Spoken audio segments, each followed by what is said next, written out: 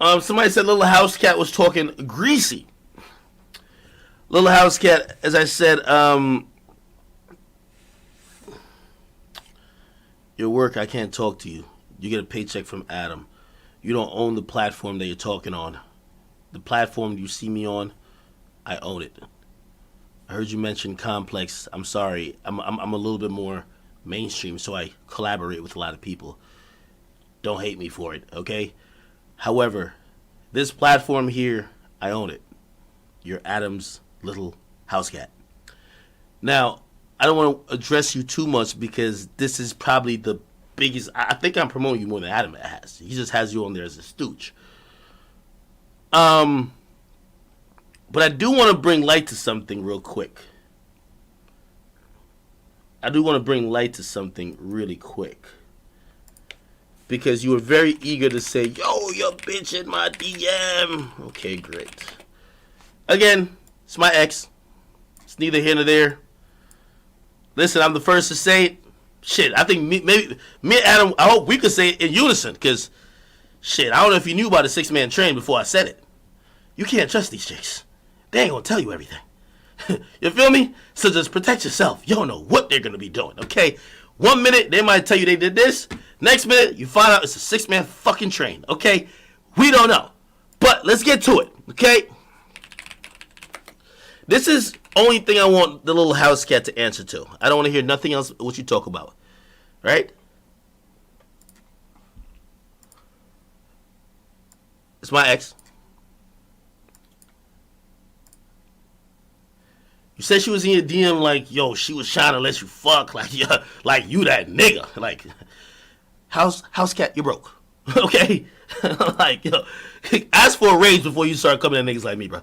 Anyway, she addressed your ass until you address her. This ain't between me no more. Because I don't know you. You're a bum.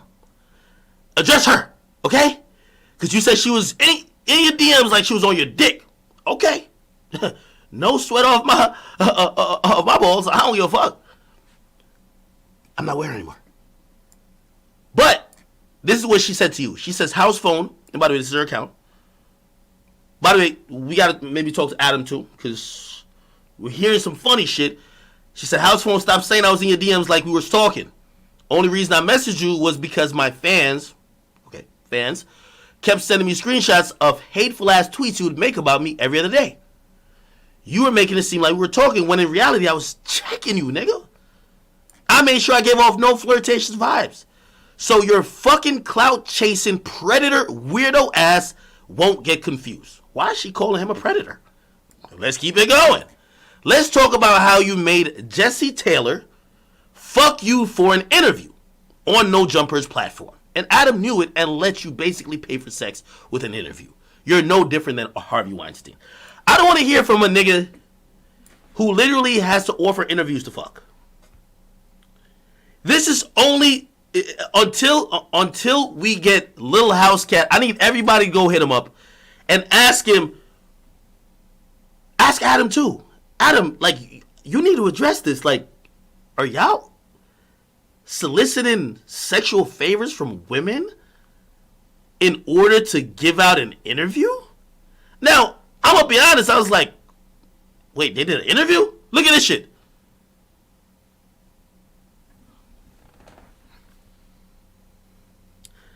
Nigga, you look like a creep.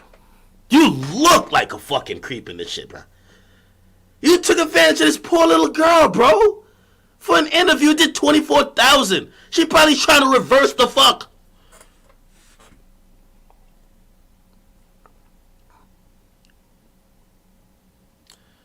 Listen, man. Little HOUSECAT or Jeffrey Housestein, whatever you want to go by now, bro. I don't know you. But I just want to let you know, from a big nigga to a little nigga, forcing chicks to have sex with you for an interview? Bad, my brother. Bad. If this is true, I don't know. That's what I said. I made these allegations. But you said Shorty was on your DMs. She knew that girl. So, it's a bad look, bro.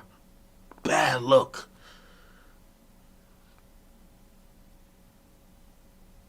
Jeffrey Housestein. This nigga is disgusting. This is the type of shit y'all doing over at No Jumper?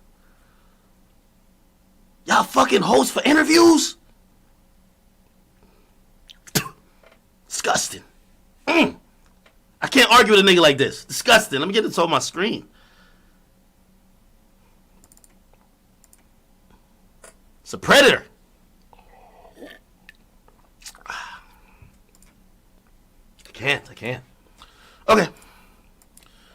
See how quick I packed him up. Come on, man. See how quick I packed that nigga up, man. Little boy, stay in your lane, man. Stay in your lane.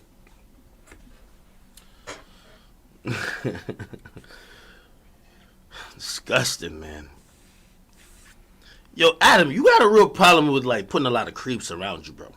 The stories are well documented. Tread lightly. Y'all are fucking for interviews. Like, I'm chilling. It's a lot of questionable shit going on over there. If I'm watching some of the shit I'm seeing, like, y'all used to be popping Xanax with like a 16-year-old Lil Pump. Y'all doing questionable shit. I'm just saying, like, it's cool. And by the way, I've seen a lot of people misinterpret a lot of what I was saying in terms of, because they were checking, so they were the tone police.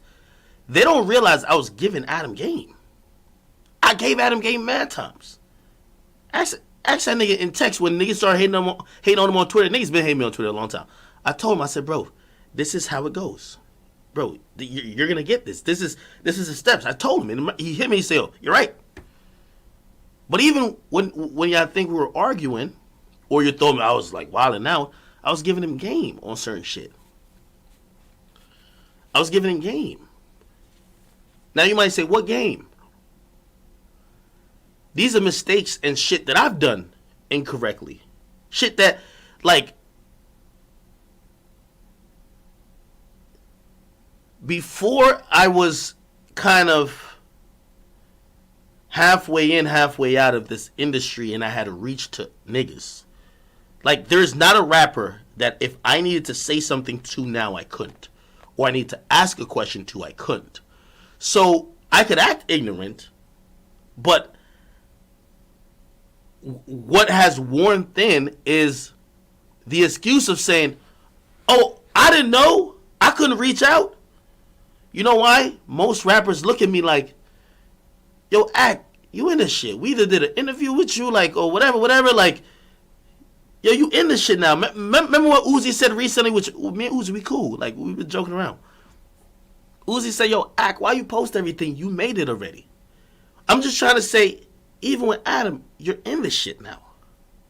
I'm telling you a mistake I made when I felt I was still far removed.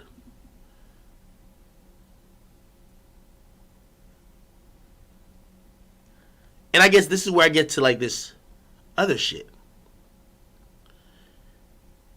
The same way when Adam was on here and I mentioned certain things about allegations that women have against him, and you could see in his face he was physically cringing and he didn't want to talk about it, and I didn't want to even press the issue. Remember when I said to him, where does journalistic integrity come in? Because it's one thing when you just a nigga at home and you feel like, yo, if I say something or if I report something about Lil Baby, even though it's going to get mad views, I can't reach out to Lil Baby. That's one thing. Especially damaging shit. It's another thing when you could and you don't and you ignore it just for views. What am I talking about?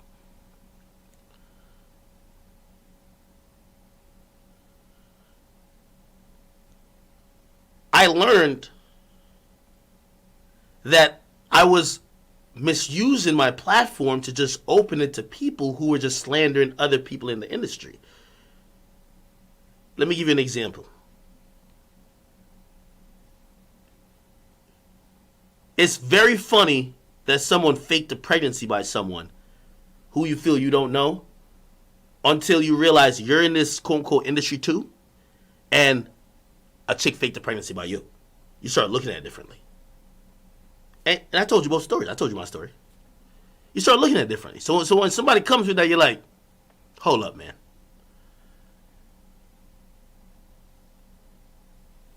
What I've learned is the power of allegations. So I see today Trey Songz firing off a couple tweets, yo, blah, blah, blah. And also I've seen like stuff like flirting with like, almost indicting Tory Lanez on certain things. And I'm looking at it, I'm like, yo, I know y'all hate when I bring up the race thing, but this is the exact thing. This is the exact thing when I'm saying when you're white or you're running a TMZ, you could get away with. When you're black and they consider you part of this industry club, they be like, bro, why you don't hit me for me to tell you what's up? Why are you just going with anything just for views? This is important. Partly the reason why when I talk about Tory and I talk about Meg,